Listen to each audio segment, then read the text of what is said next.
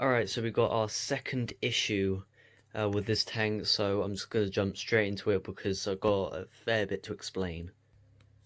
Alright, to start off, this Duncan shot in completely, really not happy whatsoever. Torche Coral is stripping its flesh, literally like completely bleaching out, and that's, I'm pretty sure I'm going to lose probably most of it. There's another head at the top, that's a separate head, that might make it, not really too sure though yet.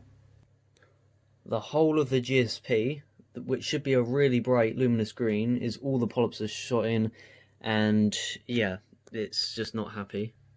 Pulse coral it's still fluffy, but the colour has gone a little bit more dull in the past week. And I'm pretty sure I've resolved the issue from this. I've done a few tests of the water because I know it's not light affecting all those corals, because there's plenty of light in there, and the flow is perfect. It's just the only thing left is water chemistry. So I tested all them, and my phosphate is at 0. There are no phosphate in the tank, so I need to be starting to feed heavier.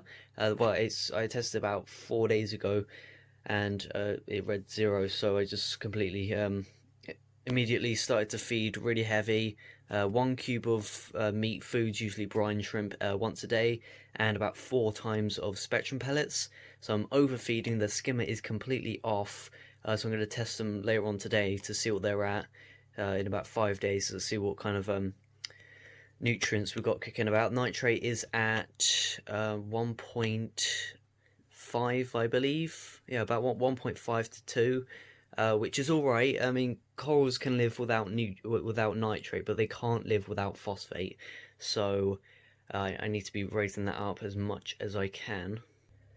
Surprisingly, this acan coral is okay, because these are usually pretty good indicators whether or not your phosphate is in a good position.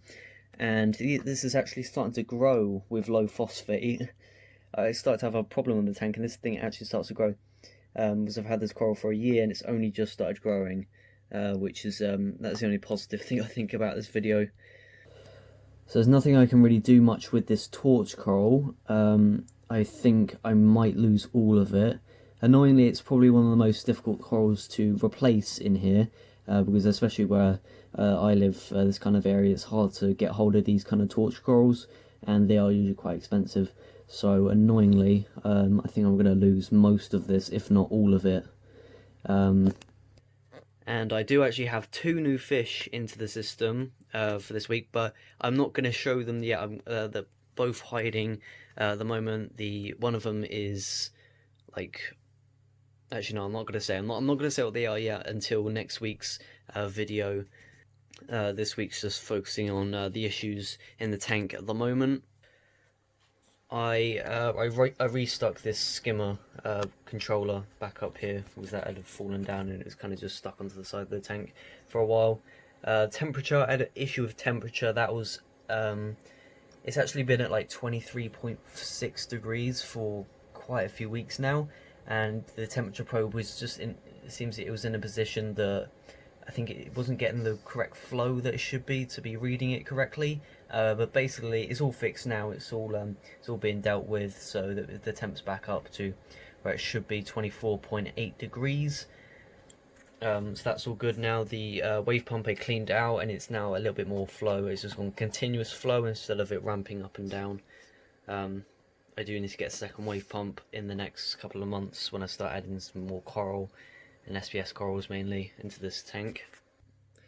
Diatoms in the sand have 90% gone, which is good. I don't know, nothing's really in there to eat it apart from a little conch snail which is kicking about somewhere. But yeah, at least the sand's nice and kind of got like a pink tint to it. It's white with a little bit of a pink tint because it's Red Sea's live sand reef pink. So that's all good. Another slight, not major issue, but it's just a little thing. All this hair algae all over the rock. But I have added a new fish in here that will probably eat this quite ferociously, and I do have 4 Mexican turbo snails that should clean that up. If it doesn't, then I do have a last resort, which will be dosing Vibrant, which is a solution that you can dose into the tank that will just strip all algae from the tank. And I have another solution that I'm dosing into the tank, which I'll show you right now. Alright, so this stuff here, this is to help with my phosphate increase. So I'm dosing a little over 1 ml of this per day, where it's just, I do one pump into a little measuring cup thing, and then I just do a little bit more, so it's about 1.1 ml, 1.2 ml.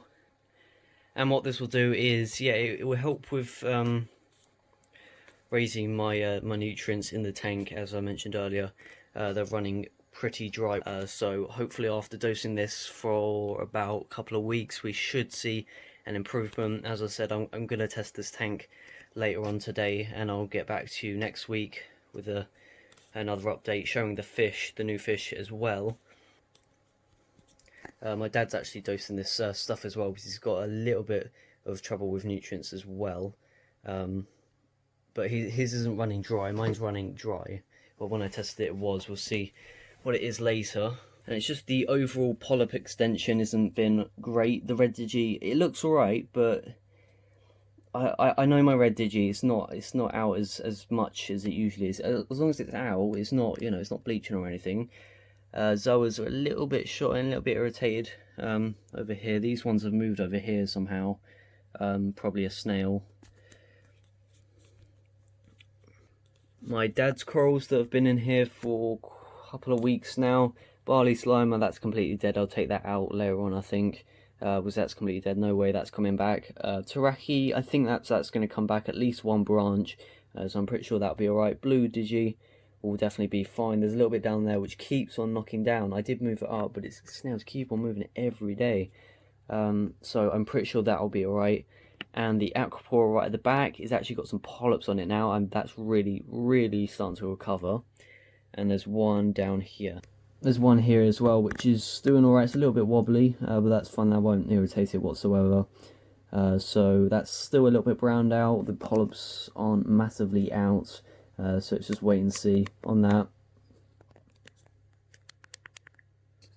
Coming back to the algae, hair algae, all this stuffed into the corner of the glass, all in the silicone here.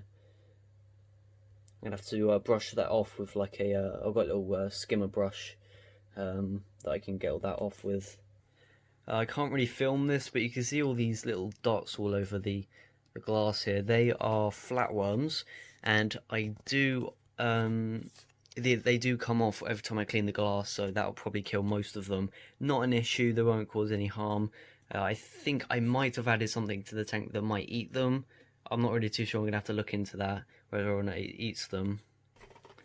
But overall, the tank's doing okay. It's kind of having the turnaround of like some bad issues with it, which is completely common. I've only had one so far, which was earlier this year. I had Dinoflagellus and cyanobacteria explosion, but I dealt with that pretty quickly, and hopefully I get rid of this pretty quickly.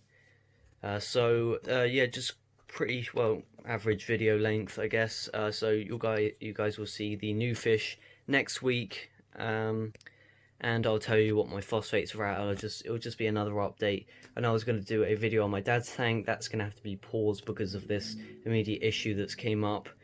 So you'll see the tank next week. Bye.